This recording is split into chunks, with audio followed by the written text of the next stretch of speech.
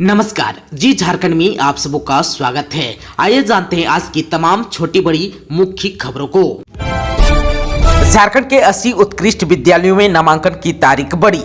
मुख्यमंत्री हेमंत सोरेन के आदेश के बाद राज्य के 80 उत्कृष्ट विद्यालयों में शैक्षणिक वर्ष 2023-24 के लिए नामांकन की तारीख 25 मई 2023 तक बढ़ा दी गई है। इससे पहले 2 से 15 मई 2023 तक निर्धारित ही थी। अब नामांकन प्रपत्र की स्क्रूटनी 26 और 27 मई तक की जाएगी। वहीं नामांकन के लिए चयन परीक्षा का आयोजन 30 मई को होगा। 7 जून को मेरिट लिस्ट का प्रकाशन और 12 जून तक मेरिट लिस्ट के अनुरूप छात्रों का एडमिशन होगा। आप सबको बता दूं कि 80 उत्कृष्ट विद्यालयों में एडमिशन के लिए राज्य भर से हजारों आवेदन प्राप्त हुए हैं। विस्तृत दिशा निर्देश को JEPC के वेबसाइट पर अपलोड किया गया है, जिसे jepc.jharkhand.gov.in पर देखा जा सकता है तथा जहां से अभ्यर्थी नामांकन के लिए दिशा निर्देश एवं नामांकन फॉर्म भी डाउनलोड कर सकते हैं। कर्नाटक में कांग्रेस की जीत पर सीएम हेमंत सोरेन ने मल्लिकार्जुन खड़गे को दी बधाई। मुख्यमंत्री हेमंत सोरेन ने सोमवार को नई दिल्ली में कांग्रेस अध्यक्ष मल्लिकार्जुन खड़गे से मुलाकात कर उन्हें कर्नाटक विधानसभा चुनाव में कांग्रेस पार्टी की जीत पर बधाई दी। मुलाकात के दौरान वर्तमान एवं भविष्य की राजनीतिक परिदृश्यों पर भी चर्चा की गई।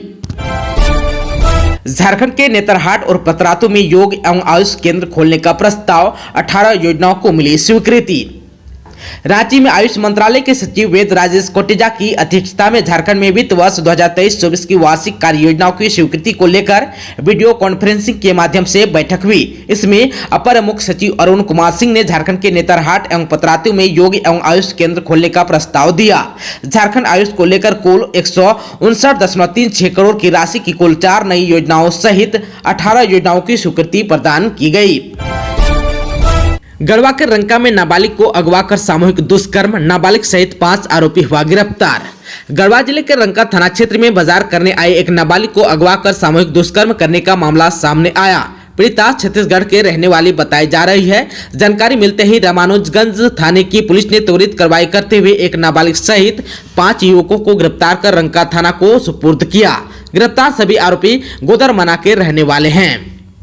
पीड़िता ने बताया कि अपनी एक सहेली के साथ गोदरमाना बाजार करने आई थी। शॉपिंग करने के दौरान कुछ समय के लिए अलग अलग हो गई। इसी क्रम में शाम करीब 7 बजे 5 युवकों ने उसे अगवा कर लिया और दुपट्टा से मुंह ढककर गोदरमाना मध्य विद्यालय की चारदीवारी के अंदर ले गया। वहां सभी युवकों ने उसे 2 घंटे तक अपनी कब्जा में रखकर बारी बारी से दुष्कर्म किया। इसके बाद नाबालिग लड़की को छोड़ दिया गया। दुष्कर्म के बाद 5 युवकों ने घटना की जानकारी किसी को देने पर जान से मार देने की धमकी दी। इसके बाद लड़की पैदल चलकर रात 10 बजे रामानुजगंज पहुंची। इसके कुछ देर बाद उस पर गश्ती कर रही रामानुजगंज पुलिस की नजर उस पर पड़ी और उसने उससे पूछताछ के बाद थाना ले आई। उसके बयान पर रात में ही युवकों को गिरफ्तार किया। वहीं सुबह में पीड़िता के माता पिता को रामानुजगंज थाना बुलाकर पूछताछ कर पीड़िता एवं 5 युवकों को रंका थाना भेज दिया गया।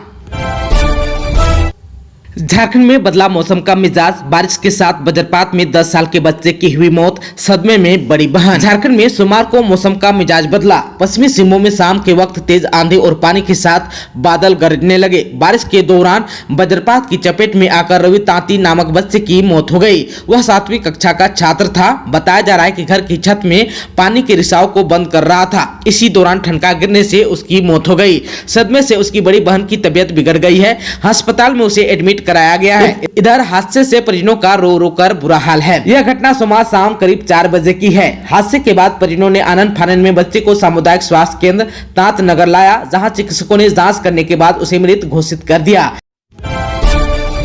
झारखंड के रांची के कांटा टोली के पास ब्राउन शुगर बेचने वाली महिला को पुलिस ने रंगे हाथ पकड़ा। झारखंड की राजधानी रांची में नशे का कारोबार करने वाली एक महिला को पुलिस ने रंगे हाथ पकड़ा है। उसे कांटा टोली के पास स्थित UNI हाइट्स बिल्डिंग से पकड़ा गया है। इस बिल्डिंग में 7वें तल्ले पर रहने वाली अस्मिना प्रवीण नामक महिला को पुलिस ने ब्राउन शुगर बेचते रंगे हाथ पकड़ा। पुलिस पूरे मामले की जांच कर रही है। आप सबको बता दूं कि अस्मिना प्रवीण के बारे में लोगों को सूचना मिली थी कि वह ब्राउन शुगर का कारोबार करती है। इसकी वजह से कई लोग बर्बाद हो रहे हैं। ऐसे में नशे का कारोबार करने वाली इस महिला को रंगे हाथ पकड़ने की योजना बनी। महिला समिति और कुछ स्थानीय लोगों ने उसकी करतूत को लोगों के सामने लाने की ठानी। महिला समिति ने वहीं के 2 लड़के और 1000 रुपये देकर ब्राउन शुगर खरीदने के लिए भेजा। दोनों युवक अस्मिना प्रवीण के पास ब्राउन शुगर खरीदने के लिए गए। जैसे ही अस्मिना ने पैसे लेकर उन्हें ब्राउन शुगर दिया, स्थानीय लोगों ने उसे पकड़ लिया। पलामू में आदिवासी युवती का सिर मुंडवाकर गांव में घुमाने मारपीट करने के मामले में पुलिस ने 4 को हिरासत में लिया। झारखंड बिहार की सीमा पर स्थित पलामू जिले में एक आदिवासी युवती का सिर मुंडवाकर गांव में घुमाने और उसके साथ मारपीट किए जाने के मामले में पुलिस ने 4 लोगों को हिरासत में लिया है। युवती को इलाज के लिए अस्पताल भेज दिया गया। पुलिस का कहना है कि उसके साथ जो कुछ भी हुआ उसके बाद से युवती दहशत में है और कुछ भी बोलने की स्थिति में नहीं है। पाटन थाना की पुलिस ने बताया कि रविवार को पंचायत बैठाकर ग्रामीण ने उसका सिर मुंडवा दिया था। उसके बाद उसे गाँव में घुमाया गया था। उसके साथ मारपीट भी की गई थी। दरअसल पिछले दिनों लड़की की शादी होनी थी, लेकिन गांव का ही एक शादीशुदा व्यक्ति उसे उठाकर ले गया और गांव में कहीं छिपा दिया। उस दिन बारात लौट गई। दूल्हा पक्ष के लोगों ने खुद को बेहद अपमानित महसूस किया। पलामू जिले के पाटन थाना क्षेत्र के जागोडीह गांव की युवती जब रविवार को सामने आई तो गांव में पंचायत बैठी। पंचायत ने युवती के बाल कटवाकर उसको गांव में घुमाने का फरमान सुनाया। ऐसा ही हुआ। अपने साथ हुए इस व्यवहार के बाद से लड़की गायब थी। 3 थाना की पुलिस उसकी तलाश कर रही थी। आखिरकार सोमवार सुबह पाटन और तरहसी थाना के सीमावर्ती इलाके से उसे बरामद किया गया। पुलिस ने उसे इलाज के लिए अस्पताल भेज दिया है। बताया जा रहा है कि जिस व्यक्ति ने युवती को शादी से पहले वहां से गायब कर दिया था, उसने पहले से ही 2 शादी कर रखी है। हालांकि अभी यह स्पष्ट नहीं हो पाया है कि आदिवासी युवती को उसने शादी से पहले क्यों भगाया और उसे कहां छिपा कर रखा था। पश्चिमी सिंहभूम के विभिन्न क्षेत्रों में नक्सली बंदी का दिखा असर। रेलवे स्टेशनों पर बड़ी सुरक्षा। नक्सलियों द्वारा सोमवार को 24 घंटे की बंदी को लेकर पश्चिमी सिंहभूम के विभिन्न क्षेत्रों में इसका असर देखा गया। चक्रधरपुर छोड़ अनुमंडल गांव, सोनवा, गोयलकेरा, मनोहरपुर, गुदड़ी एवं आनंदपुर प्रखंड में बंदी का व्यापक असर देखने को मिला। चक्रधरपुर से लंबी दूरी की बसें नहीं चली। अनुमंडल में सुरक्षा व्यवस्था को लेकर पुलिस या गश्ती तेज रही। जिला पुलिस एवं सीआरपीएफ समेत अन्य कंपनियों के जवान मुस्तैद रहे। जिला पुलिस और सीआरपीएफ के जवानों द्वारा फ्लैग मार्च कर बंदी को असफल करने का प्रयास भी किया गया। रेलवे स्टेशनों में बंदी के मद्देनजर एहतियातन सुरक्षा बढ़ा दी गई है। आरपीएफ और जीआरपीएफ ने रेलवे के ट्रैक की निगरानी तेज कर दी है। रेलवे द्वारा बंदी को लेकर सुरक्षा के हर संभव प्रयास किए गए हैं। नक्सल प्रभावित क्षेत्रों में पुलिस दिन भर गश्ती करती रही। बंदी के दौरान अप्रिय घटना की सूचना अभी तक नहीं है। झारखंड में अपनी मांगों के समर्थन में होमगार्ड जवानों ने दिया धरना। आज मुख्यमंत्री सचिवालय में होगी बातचीत। अपने मांगों के समर्थन में आक्रोश मार्च में शामिल होने झारखंड के अलग अलग जिलों से आए होमगार्ड जवानों का जुटान रांची के मोरहाबादी मैदान में सोमवार को हुआ। यहां से पैदल मार्च करते हुए होमगार्ड जवान राजभवन के सामने धरना प्रदर्शन किया। इस दौरान झारखंड होमगार्ड वेलफेयर एसोसिएशन के 5 प्रतिनिधिमंडल को मंगलवार की सुबह 10 बजे बातचीत के लिए बुलाया है। होमगार्ड जवानों का कहना है कि सत्ता में आने से पहले कई सरकार ने होमगार्ड जवानों की नौकरी अस्थायी करने की घोषणा की थी, लेकिन 23 साल बीत जाने के बाद भी सरकार ने इस दिशा में कोई पहल नहीं की है। आप सबको बता दें कि होमगार्ड जवान अपनी 4 मांगों को लेकर सोमवार को राजभवन के सामने धरना प्रदर्शन किया। इसके तहत समान काम का समान वेतन, स्वयंसेवी एक्ट में संशोधन, कर्मचारी भविष्य निधि का लाभ और सेवानिवृत्त होने पर एक मुश्त राशि का भुगतान मुख्य है। राज्यपाल सीपी राधाकृष्णन ने खाद्य आयोग के कार्यों को सराहा। साहिबगंज के मुखिया संवाद में करेंगे शिरकत।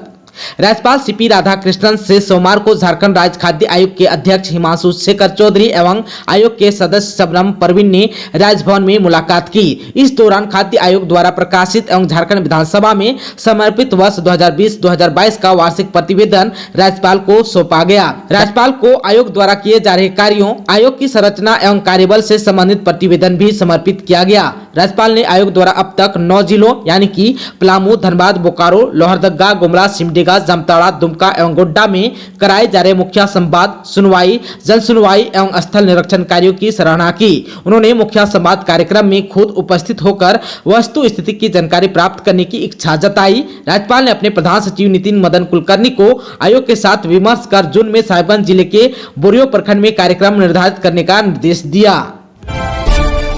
झारखंड की 50 पंचायतों को मॉडल बनाएगी सरकार। Kerala institute of local administration की लेगी मदद। झारखंड की 50 पंचायतों को मॉडल बनाया जाएगा। इसके लिए झारखंड सरकार Kerala institute of local administration की मदद लेगी। झारखंड सरकार का पंचायती राज विभाग केला के साथ MOU करेगा। इसका ड्राफ्ट विभाग ने तैयार कर लिया है। इस काम में पंचायती राज विभाग, झारखंड सिविल सोसाइटी का भी सहयोग होगा।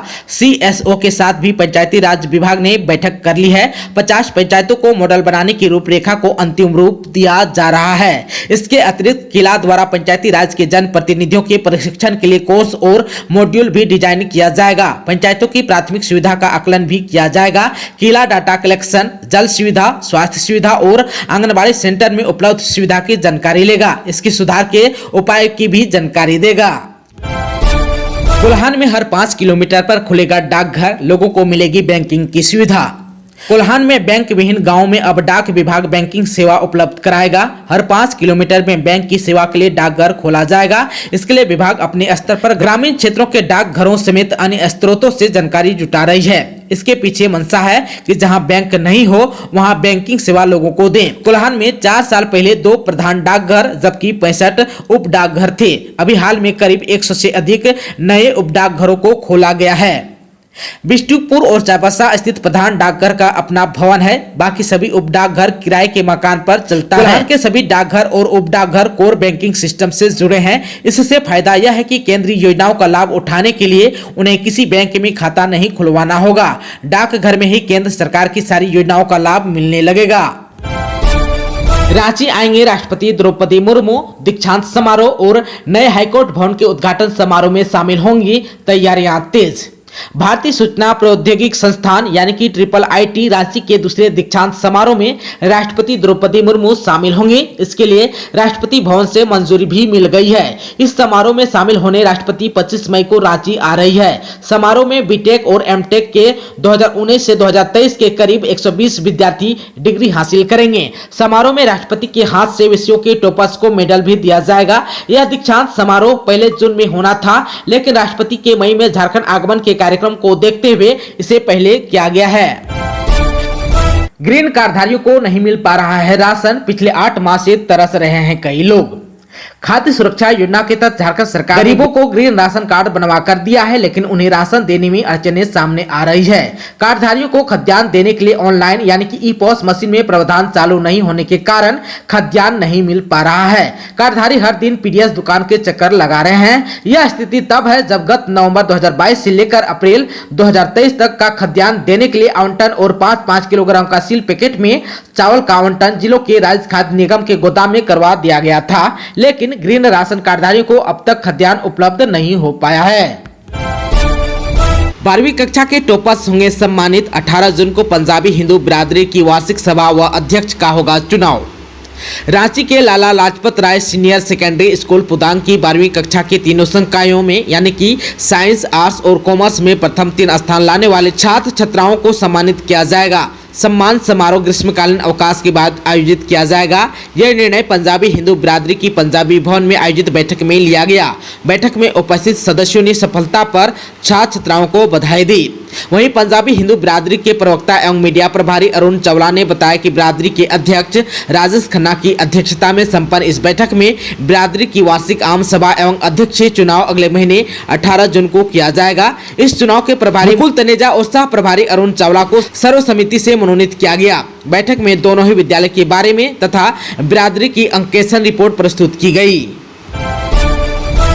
दोस्तों, अभी तक आपने चैनल को सब्सक्राइब नहीं किया है तो प्लीज चैनल को सब्सक्राइब कर बेल आइकन को प्रेस कर दीजिएगा ताकि खबरों का अपडेट आपको मिलता रहेगा।